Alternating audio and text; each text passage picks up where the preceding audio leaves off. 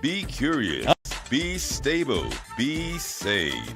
This is not your average financial podcast, helping you think different about your money, your economy, and your future.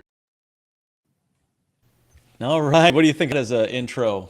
Talk about high impact. Let's see if I can turn this off now. We're having fun on Alive as always. When you put me right next to Martin Scorsese, I mean, there's no question, Oscar, man. Thank you very much, everybody, for joining us for our weekly or semi-weekly sort of impromptu live. I've got some of the best guys in the universe hanging with them on this very good Friday. Evan Greathouse, the founder and owner of Greathouse Financial Services. Tell me a bit about what is going on in your world, Mr. Evan.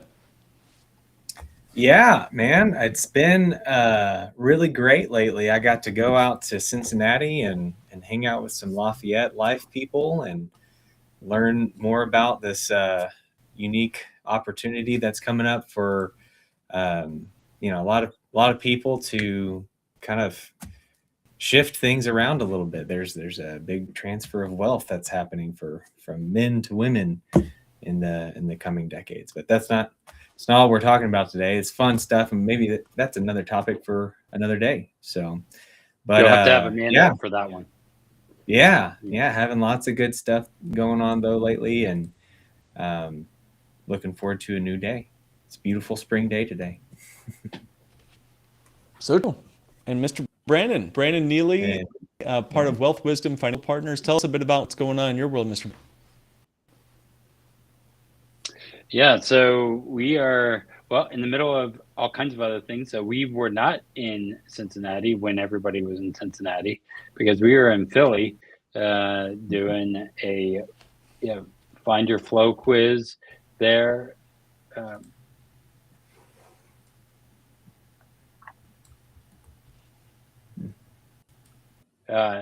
So you still there? I am. Why am I hearing myself twice? I don't know. It's hard to talk whenever that happens, though. So where am I at here? So Amanda and I were in Philly when the Cincinnati thing was happening with Lafayette. We weren't there, but we were able to do a Find Your Flow quiz and had a lot of business owners see where they flow from pirate, captain, overboard, and deckhand. And it was really fun to see that kind of stuff. But that's what we've been up to, and just excited to help business owners understand how to build a good foundation.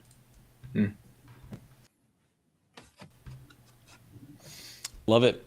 We got today so much we're going to cover in our time, guys, but I'm glad you can kind of give everybody watching a sneak peek at what's going on in the week that was for you both. And I'm Mark Willis, a certified financial planner and founder of Lake Growth Financial Services. I want everyone watching to picture this with me. Imagine it's 2008 all over again, except you're now 18 years older, okay? And you're getting close, or maybe you're even supposed to be retired already, but it's 2008 all over again. How does it feel? Maybe you survived 2008. Maybe you made it through. Maybe you were young enough. Maybe you were just fine during those days to just kind of let water off the duck's back. But now you're 18 years older and it happened again. Does it feel just the same? Or maybe are you a little frustrated or angry that someone just took half your 401k? It's now, as they say, a 201k.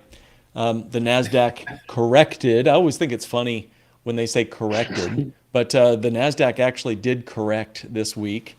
So we are off 10%. That's what a NASDAQ correction means. And gas has hit $4 a gallon because of the Iran situation. Half the country just stopped funding their retirement. So we're going to talk about that together today.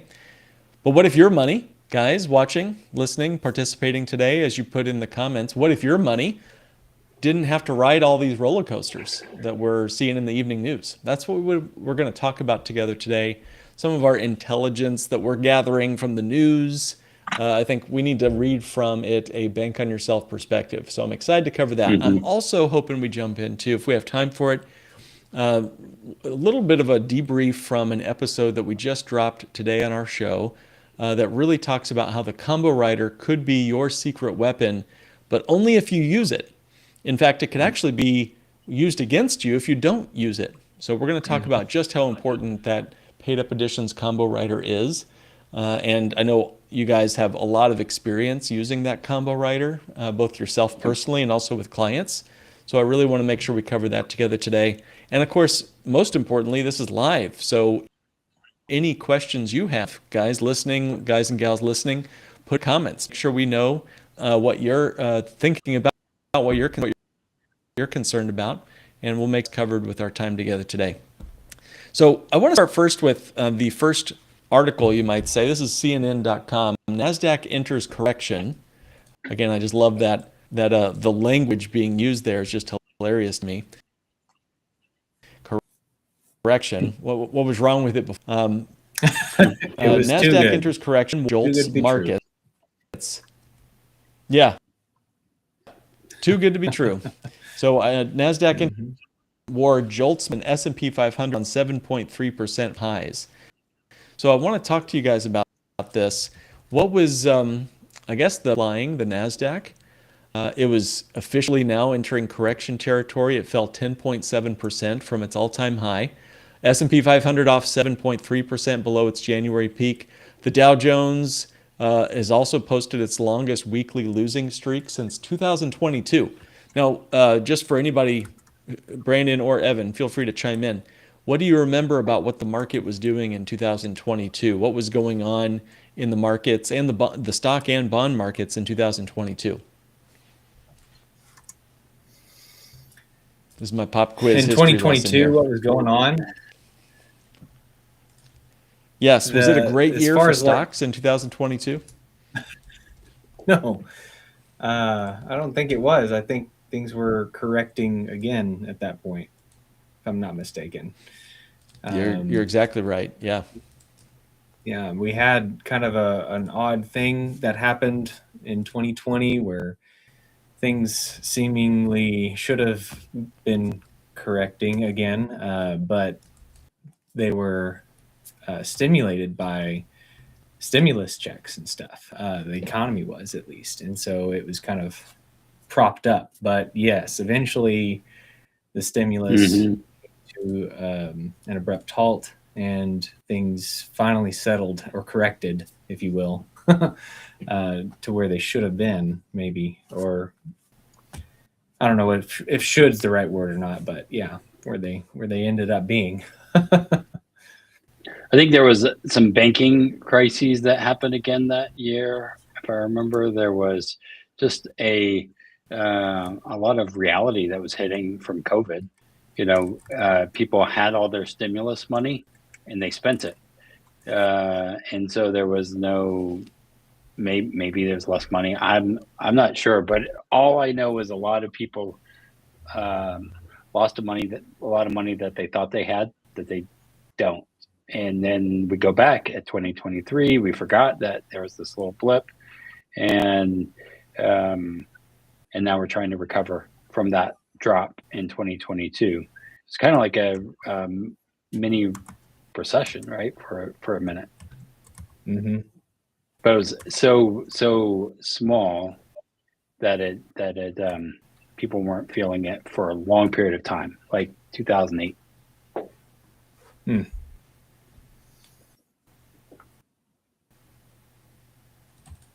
Yeah. So So what I'm wondering is, okay, so with all of that, if we're going into that kind of situation prolonged, what do we do? Like, are we going into a recession? And I hate saying that. I hate going into those kind of scary scenarios. But I see this as a business owner. I see a lot of people who are doing certain things, right? They're doing okay. And then other people that are not. And I wonder if it's part of this idea. And I don't know if you guys know this, that K economy, K curve, like the economy is go up and to the right whereas regular everyday Americans are feeling it going down and to the left. Right. I wonder if that's what we're really feeling, and maybe Wall Street is just delusional, and we're saying it's going up while we're going down, and we're now seeing the repercussions. I don't know. Possibly. Can you guys hear me now? I'm being told that I've got a delay on my computer, which might be part of the matrix as we're trying to wake up from it, trying to keep us asleep. But can you? Is my connection poor still, or can you hear me? Yeah, we hear you good. We were just Yeah. kind of going off on Okay. K economy and all of that, and I wonder if Yeah, I heard all that. that That was good. is the reality, right? And I don't know. Absolutely. Well, and there's a extreme fear on the fear and greed index. And if you guys go to that, there's a website that kind of shows where we are relative to where we are today. Right now, we are at a 19 on the fear and greed scale, which is like in the high extreme fear zone. So people are afraid overall right now. Again, bonds are losing value. Stocks are losing value at the same time. This same thing happened in 2022, but it's the first time in 2022, that was the first time it had ever happened where stocks and bonds went down at the same time. And gold is also falling this week. It's an all market free fall right now. And I don't know if it's going to bounce back or if it's going to bounce down some more. We were talking earlier, my wife and I were talking about how you can catch a falling knife, but it has no obligation to stop falling when you try to catch it. You know, it's always a great thing when you get your napkins on sale or whatever. But you feel like a doofus when you buy on sale and then it keeps losing money after you buy. And the market has no obligation to rebound as soon as you buy. It may just continue to fall. It's funny because you can say, wow, 80% off is a great deal when you buy stocks that are 80% off, unless it continues to go down to 100% off. that is possible with stocks. So you know, what does this have to do with Bank on Yourself, with the specializations that you guys and I share with our clients? What might we be able to offer our listeners today, and also clients who are concerned with their stock market portfolios going down, their bond market portfolios going down, their gold price going down? What might be your response to someone who's stressing out about all this? So I'll just say, it just goes to kind of drive home the point that having your foundation on something that is not going to be affected as much whenever there are ups and downs, some volatility in the stock market, that's not going to break your entire wealth building process. It won't interrupt it too bad, at least at a foundational level. You know, as much as possible, trying to ensure that you can weather the storm. I like insurance companies. The more and more I learn about them, for the simple fact that they are just so resilient at making it through different storms that we've had. You know, dating back from probably halfway through, or a little less than halfway through, the United States, you know, being a thing. We haven't had a whole lot of time compared to other economies and other countries and stuff to kind of see, you know, there are other dynasties that have been around a lot longer than the United States, but in our short time, we've seen some pretty decent drops in the economy, and insurance companies have remained resilient. And I think it's because they're just, they see the long-term picture. They're not going after get rich quick. They're not going after the quick sugar high stuff like a lot of people do end up going to. So, which Bank on Yourself offers that strong foundation that can weather the storms, because if the insurance companies can, then so can Bank on Yourself. It's part of that. So I do want to think about, like you said, the sugar highs, and I do think that back in the day, this is where IULs came around. Is there was a want for the sugar high because insurance was making not much and the market was going up, and IULs were created to kind of compete, right? And so I think that some insurance companies, not all, went after the sugar high just as well, right? That's why it's important to Tell me find more. the right companies. There's ones that a lot of them went for the index universal life, where it's going after the stock market craze up into the right because they were going to lose money on the stability side. So then they said, well, how do we compete? Well, we'll create this product and it'll be kind of cool because it'll be the safety and the risk all at the same time. But the problem was when they did that is they transferred the risk from the insurance company to the individual, right? So then the individual has to deal with it, not knowing because they see the contract, they see it in the illustration, it's going up and to the right, but they don't think about mortality risks, which is a risk, and they don't think about what if it doesn't actually do what's real? What if there is a real sequence of returns and all of that other stuff? What if that is true, right? And so that's where having it separated, this is why I like us as the stable person, is really, really important. Having your foundation set because things will happen. Good stuff. Well, it's not just that stocks and portfolio is going nuts. It's also that Americans have stopped putting money into those markets too.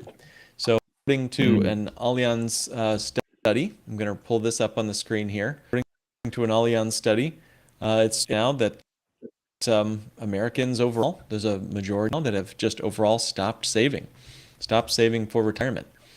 So 51% precisely, according to the 2026 Allianz Life study, reveals that 51% of Americans have either stopped or reduced their retirement savings in the past 6 months due to, and this is a big one, due to economic conditions. And this is another mind scratcher here, nearly half, 47%, have withdrawn from their retirement savings during that same period. Okay, so Evan, I want to get your reaction to this first. Are we at a tipping point now where we are no longer a nation of savers? Well, that happened a long time ago. But are we no longer a nation of stock market investors as well, as we've stopped contributing to our 401ks? I know that people are. So here's kind of the part of it is, as far as stopping contributions goes, I think it's because they're having to spend their money in other places. Inflation has been kind of nuts over the last few years, and groceries have become an issue for a lot of people. Maybe nearing retirement, or kind of phasing into retirement, and maybe they've dropped their hours that they were working in hopes to fully retire at some point. But gas has surged in the last 30 days by like 33% to like $4 or $5 a gallon on the West Coast. I've seen even like people posting pictures on Instagram or whatever of like $8 a gallon in California, which is just nuts. But I think their money they're being forced to spend their money in other places. I don't know that it necessarily has to deal with them giving up on the stock market, but so I think for now, I think that'll be something that has to be done. But also, isn't there this idea of the gold, or no, the gray tsunami, or whatever it's called, silver tsunami? That's what it is. So I wonder if, like, with Allianz and some of those places, they aren't contributing anymore because they're retired, right? Yeah. I mean, like, maybe they are 67, 70 well, years old. This reaches those that have stopped or reduce their savings. For And Gen even X, 47% have had to dip into retirement savings, dip into it. So, and even the boomers, more than a third of boomers have had to reduce or stop their contributions. They're the guys and gals that are really close to retiring. That to me sounds like, we're really in a bad way. A lot of Americans are. Now, here's a question. Is it because of the $4 gasoline, do you think? Meaning everything else is getting more expensive so we can't save? Or are we just unwilling to cancel our Netflix subscriptions in order to save our future selves? In other words, are we drinking, is it the Homer Simpson's meme where we're drinking vodka mayonnaise, blowing all of our money now on the deliciousness of life and not saving for the future?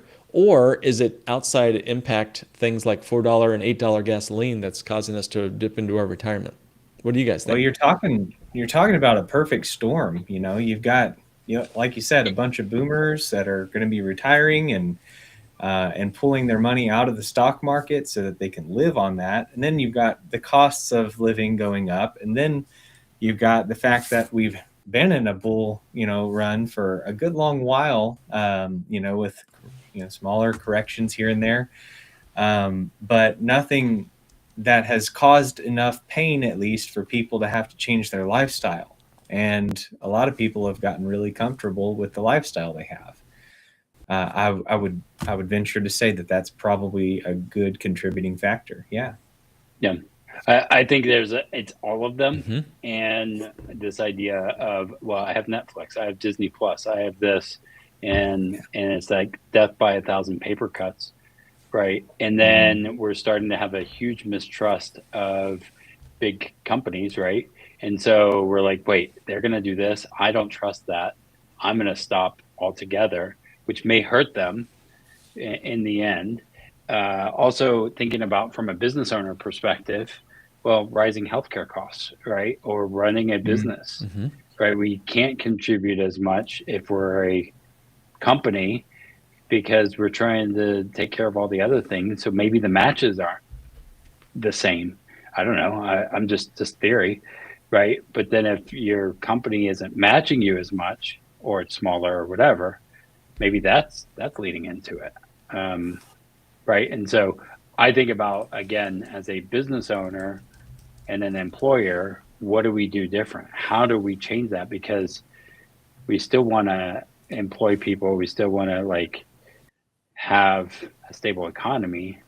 What does that mean? Are we all, and are we just going to all invest in NVIDIA stock and create AI robots that will destroy us all? Right. I don't know. Well, that's just, is that good? That's what fell off perch this week. That's what fell off its perch this week. The Nasdaq lost 10, and 10% doesn't sound like a lot, but that could be the difference between someone retiring or not. And remember, if you're heavily weighted on tech stock, and economy is, right? I heard that 7 tech companies are effectively making up 25% of our nation's GDP. That's a bombshell right there. But that means that if 10% of the value of the Nasdaq is gone, what did that do to the entire country's GDP right at the same time that gas prices are going up and more? So it is a perfect storm, as was said. For sure. And while we're talking about that, I think there's probably a mixture of greed here in terms of just drinking that vodka mayonnaise, blowing your money on tonight's popcorn and cotton candy.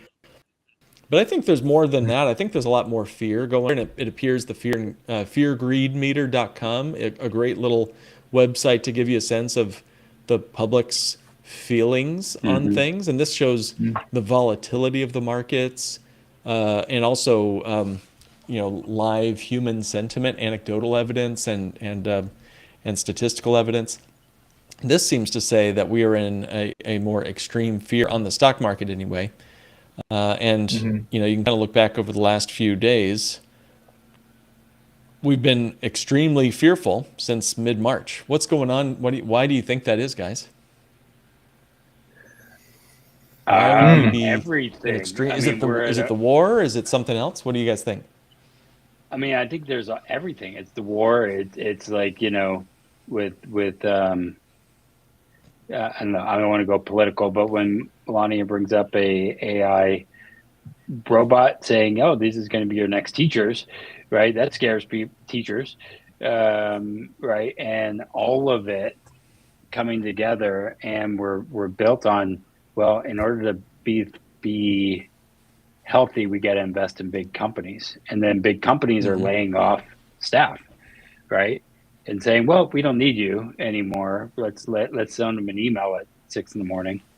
And so a lot of people who thought they were safe and stable aren't. Sure. Same with business. Again, business owners are depending on these jobs, and it's slower, right? And so I don't want to belabor it. I think we're in a precarious situation, and this is why we are here. And how do we help them overcome these obstacles? A lot of them. So I want to kind of shift gears a little bit, and I want to talk about some of our back catalog episodes that might give some context to what people are hearing today. And I'm going to just bring up our list of episodes here because I'm not going to read through the entire transcript of those episodes, but there's some good ones and there's some recent ones that I was looking at as I was thinking about our conversation today. This one, episode 445, Markets Don't Care About Your Timeline. In other words, hey, you might be 65 years old, but the market doesn't care. The market's going to do whatever it's going to do, and it has no obligation to resolve its volatility the day before you retire. In fact, after you retire, we're just as likely to have a market crash as the night before you retire or 20 years before you retire. And are you okay with that? Right? Can baby boomers survive another 2008? They were in their 40s when it happened. What about now? They're in their 60s now. Time is no longer on their side. And it took 14 years for the stock market to recover after 2008 to get back to where it was. Would a retiree, as they're pulling money out of their 401ks and investments, be okay waiting 14 years while they're spending their grocery money out of their investment account to wait for the market to give them back what they lost? They'd never get it back, is the answer, right? The sequence of returns would not make that feasible. Yep. In Absolutely. a meaningful way. Yeah. And what we were taught, buy low, sell high, maybe the rules and what was right then isn't the same answer right now for them. That's right. Good point. Good point, Brandon. Yeah. I want to go back also way back to episode 403. This one, backtesting IULs. We're going to get into Index Universal Life and the combo rider here shortly. But so many companies, mutual funds, and insurance companies too, use this word called backtesting. So I want to get Evan's feedback. What is backtesting here in just a minute? But basically, I want to just say, guys, if you're looking at the past performance of your portfolio, oh yeah, I've gotten an average of 10% over the last 3 years or 10 years. Don't use that as a metric for what you can anticipate for the next 3 years or 10 years. So, Evan, what is backtesting, and how do insurance companies trick us with some of their backtesting? So if you were to look at the past performance of the stock market and test that to see if, as a predictor of what's going to happen for the next, 10, 15 years or whatever, in various different scenarios, that's kind of what you're back testing to find out is if it did this last 10 years, 15 years, 20 years, then this logic would tell you that this should be what's going to happen again in the next 10, 15, 20 years or whatever. It's just a way to get an educated guess, if you will. And it's really kind of misleading because past performance, even all advisors are required to say and admit that past performance is not a predictor of future, results. And that's just not going to be something that we can rely on. However, they use it, and it's in such a way that it seems like it's more than just an educated guess. the way it's presented seems like this is how it's going to be, because we all want to be optimistic. We all want to see these really great past performance results be the future performance as well. But in reality, if you talk to some people who are a lot smarter than me, even like which isn't hard to find. I'm not the smartest in the world, but like Ray Dalio, he's really really good at finding patterns in history and trying to use that as a predictor, and he does that job very well. Actually, he's done it as the best as anybody could possibly do, given our resources and everything that we have currently. But he's found some patterns over thousands of years that have been repeating for that long. But even that, there's no guarantee that those patterns are going to continue to repeat moving forward. It's just an educated guess. So true. Well, so we are coming at what we want to talk about now with all of that context surrounding us. Americans not saving for retirement. The market's looking choppy. People continuing to find economic stress and fear to an extreme degree, apparently.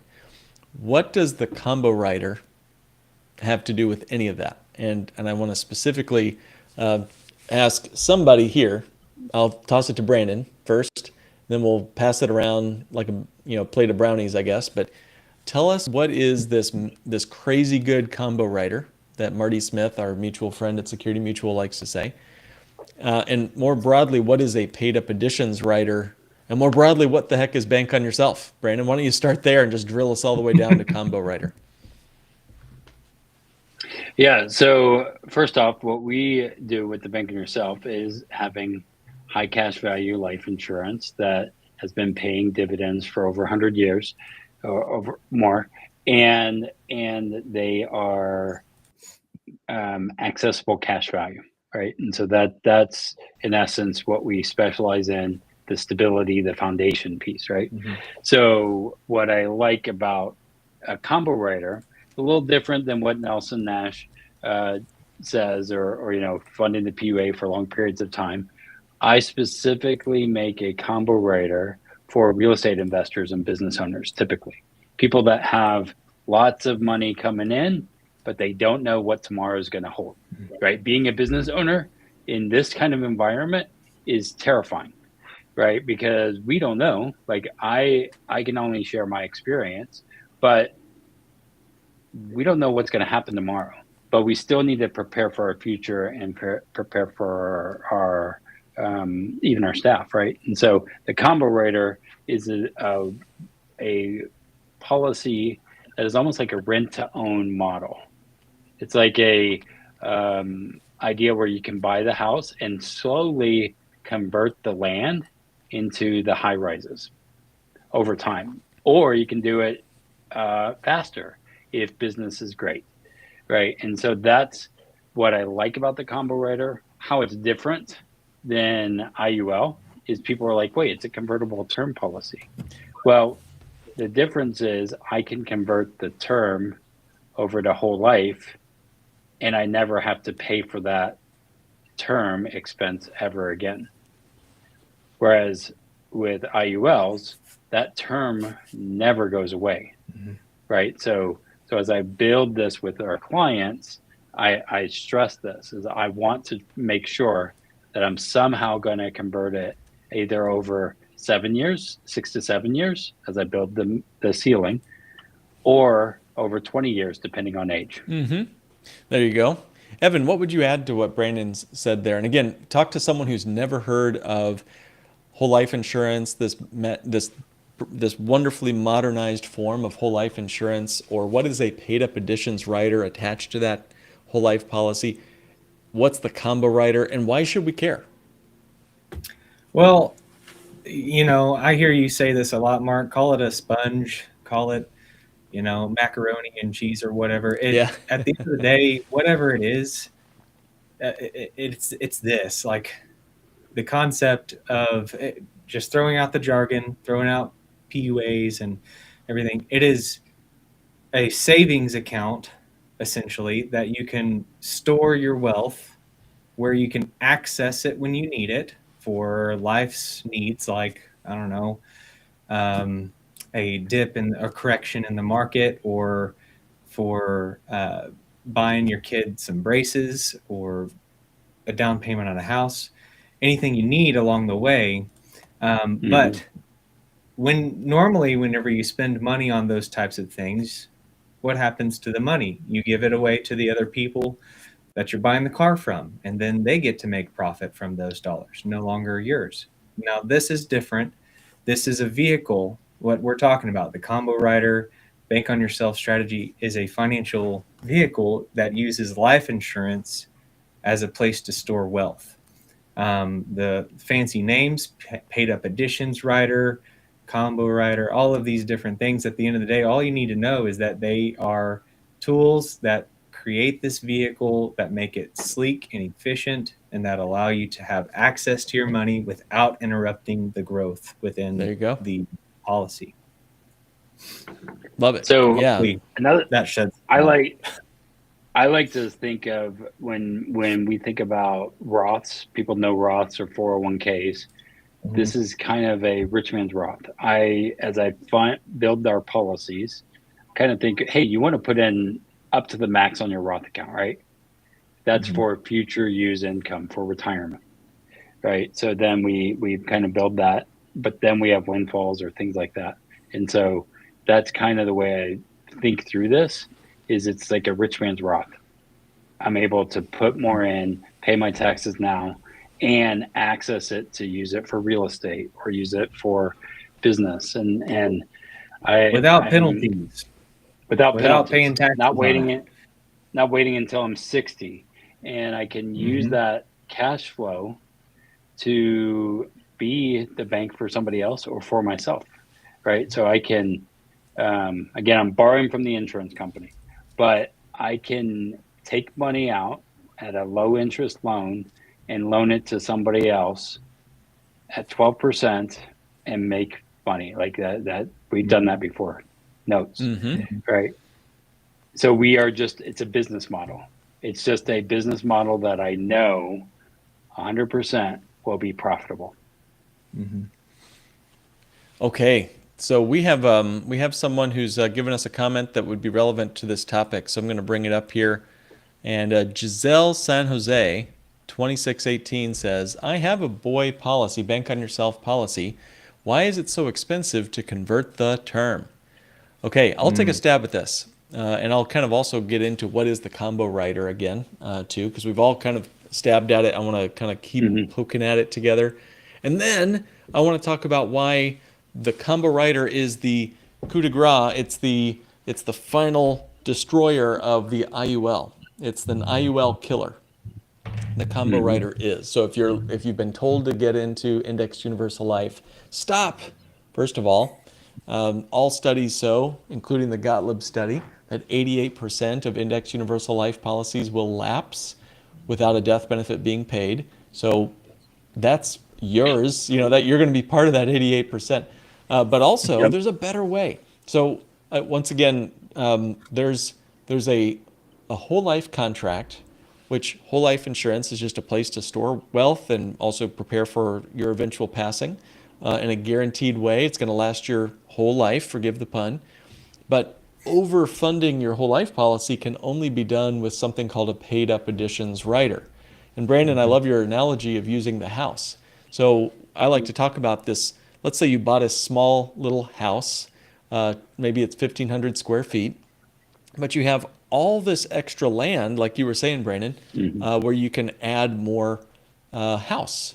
And you're paying your mortgage on that small little property, but when you have ability to do so, you take extra raw material without a mortgage and you add an addition onto your house, a bathroom, a couple of bedrooms, maybe you finish the basement.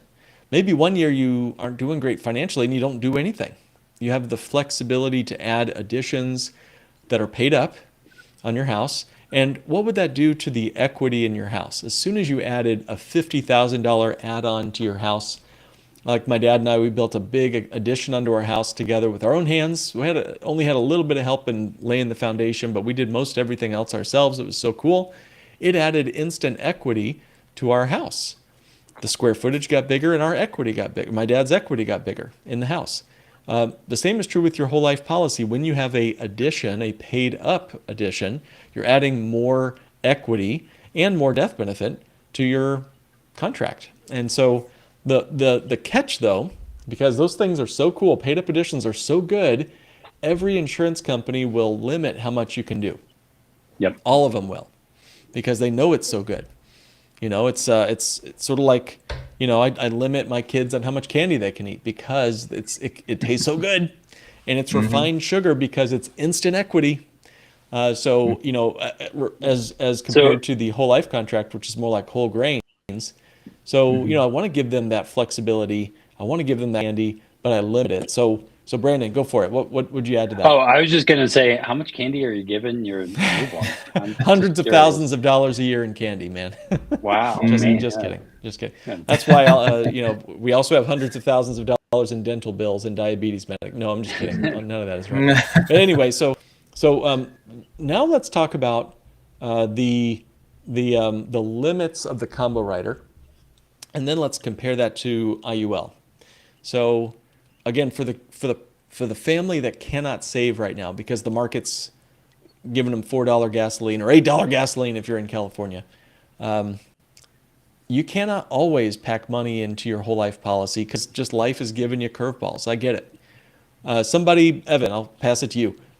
What is forced upon you when it comes to the combo rider? Are you forced to throw in, pick a number, 30 grand a year or 5 grand a year or whatever your number is on your custom designed policy? Must you always put a fixed amount into that combo rider every year, or do you have flexibility there? You have a lot of flexibility. There's the required minimum amount, which is with the combo rider almost always substantially less. Like maybe an example would be if you had a combo rider, you could pay something between like $5,000 a year, or maybe as much as like $75,000 or $100,000 in one given year. You don't have to pay that $100,000 every year, and it is a lot more flexible than just about any other whole life product that can be designed that is truly whole life. It is very much comparable to like IUL on flexibility, but no, you're not required. The required amount is much less than $30,000. It's in this particular case probably be like a couple of $1,000s maybe. So Evan, you brought up something. I'm going to share my screen in a minute, but I want to get Giselle San Jose's question answered, because you brought up there's they call it a 1 year term cost, which is baked into that combo rider. It's the forced amount. Let's say you could pay 20 grand a year into your combo rider. Depending on your age, it might be $300 a year for the 1 year term cost. It's not a lot, right? $300 a year, for example, but that could get more expensive as you age. And so this goes back to Giselle's comment. General, guys, term insurance is affordable. She says it's so expensive to convert the term. She has a boy policy. Now, I'm not sure if she's referring to a term rider inside her whole life policy that she might want to convert, or if maybe there's a separate standalone term policy. But just generally speaking, it is more expensive to have whole life insurance. I'm going to go back to the word expensive here in a minute, but it's more expensive to have whole life insurance than term. Why? Because it lasts your whole life. Whole life insurance is meant to last your entire life. Term insurance, on the other hand, is designed to expire before you do. And so, of course, it's cheaper. If you don't get any value out of something, it's less money out of your pocket every month. But I might say term insurance would be the most expensive form of insurance if you don't get any value out of it. Think of it that way, right? Like if I pay 10 grand over the course of 10 years for term insurance and I get nothing out of it, that was 100% expense. Meanwhile, if I paid 100 grand into whole life insurance, and at the end of 10 years, my cash value is more than 100 grand, what was my cost? Right? I My think it's cost was going negative, right? I made money. renting versus owning, right? It's the Renting versus same owning. idea. Yeah. Now, It that kind costs of more to own than it does to rent. exactly. Theoretically, Well, most of the time. there you go. Well, it costs more, i.e., it's more out of your pocket per se, but you get more too. Mhm. Yeah. Yep. Interesting. Any other comments before I bring up the illustration that compares whole life insurance with a combo rider to the IUL? Because I want to spend our last Well, 10 minutes or so talking about that. to the point of converting the term, it goes back to how much can you afford to save, and so I would replace the word expensive with how much can you afford to save. Yeah. That's really what it is, because at the end of the day, if you are converting a term policy into a properly structured bank on yourself policy, if that's the case, and I don't know that it is, just based on the context, then you could look at it as expensive to do that, but you don't have to convert the entire term policy. You can convert as much as you can afford. If it is a combo rider, it's the cheapest conversion that you're possibly going to be able to get for permanent life insurance, because it converts to paid up additions life insurance if it's a combo rider. And that is a one-time fee that you'll never pay again. And the load costs on the combo rider are, I think, I want to say like 6% or something like that. It's not a tremendous amount to convert. It's the cheapest permanent life insurance that you can possibly get at the end of the day. And if you can access the money that you spend to convert it, is that really as expensive as you think it was? That comes into play as well. So I do want to make back up. sure, as we think Totally. about this, is I'm a profit first. Have you remember this book, Profit First? Here we go. Yeah. So Profit First is a cash flow management system for business owners, right? And so it's putting them into 5 different accounts, or all that stuff. And we always have to pay for taxes. Taxes come as a business owner. There's all that kind of stuff that happens. So being able to have this idea of putting them into a place that I can access and use, my own bank, if you will, combining Profit First and the combo rider is an amazing thing, because it still gives me control, but also I don't know what next year's business is going to be, right? And so from my example, I remember buying the combo rider in 2018, and I'm like, oh man, this is going to be amazing. And then COVID hit, and I was like, oh crap, I just made a big policy, and I'm not gonna be able to do that. No one's buying anything right now. And so to be able to lower that to the minimum on that 2020 year was amazing for me, and then able to backfill because business got really good for us the next year, right? Totally. And so to be able to combine that cash flow system, Profit First, with a policy, that's where we're strong at, all of us. And to understand it's not about savings, investing, it's investing in yourself, using systems to then help build more wealth. Love it. Love it. Okay. Well, guys, with what we have here, I want to go over what is the difference between the best parts of the whole life policy with the combo rider and the poison pill of IUL, of Indexed Universal Life. Because both of them have what I would consider an increasing cost component. So with an IUL contract, let me just describe that for a minute. It's sort of like you're renting that 1-year term cost. Think of it almost like a permit. Inside your IUL building, you might say, there's a increasing cost every year as you age. You get more and more expensive to insure. And this is contractually written into the details of your IUL contract. Every single IUL contract has a page buried deep in the contract where it's going to show you exactly how much you cost this year and how much more you're going to cost next year. We like to say it's sort of like signing up for a lifetime rent lease where the landlord has the right to raise your rent every single year. How would that feel? To be locked into an apartment building you could never get out of, and the landlord had the right to raise the rent on you every single year and you could do nothing about it. That would feel like I was stuck. Yep. Unfortunately, most people get to the point where there's such high costs that the cash value of that IUL comes down and actually eats itself alive. I was just talking to a family yesterday. They're not paying a lot for it, but they're putting money into an IUL contract, and it shows them on their illustration that at age 80, when the man is 80 years old, he'll have put in almost 100 grand into his policy, and he'll have nothing to show for it. Cash value will be zero, and the policy lapses. And so that's the Achilles heel of the IUL. I was talking with somebody a couple of days ago who is a fan of IULs, and they said, well, there's 3 ways to fund it. You can fund it the minimum, you can kind of fund it in between, and fund it to the max.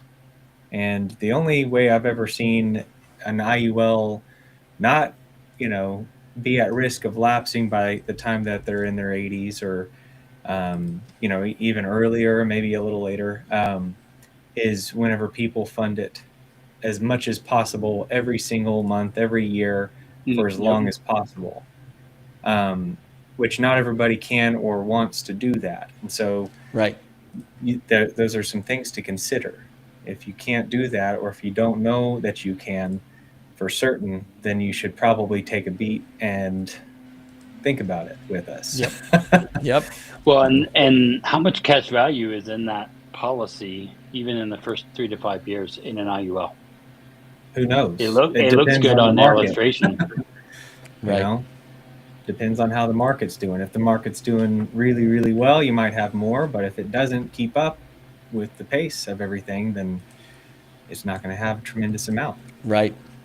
So compare that then, guys, that unending increasing cost, which seems like a disaster waiting to happen, with the combo rider. Again, when we have a whole life policy with a combo rider, there's a base premium. Just like all whole life policies, there's a base premium. It's like your minimum mortgage payment, you might say, on a house that you own. And then you have this paid up additions component, which we illustrate as the combo rider. These two together, you might say. It's the extra additions on your house, and the combo part is blending term insurance, a decreasing term insurance amount with the paid up additions. And as the term is converted to additions onto the house, or paid up additions, the remaining term is less and less and less and less expensive. I want to show what this means. I mean, as you convert your term portion of the combo rider, there's less term left.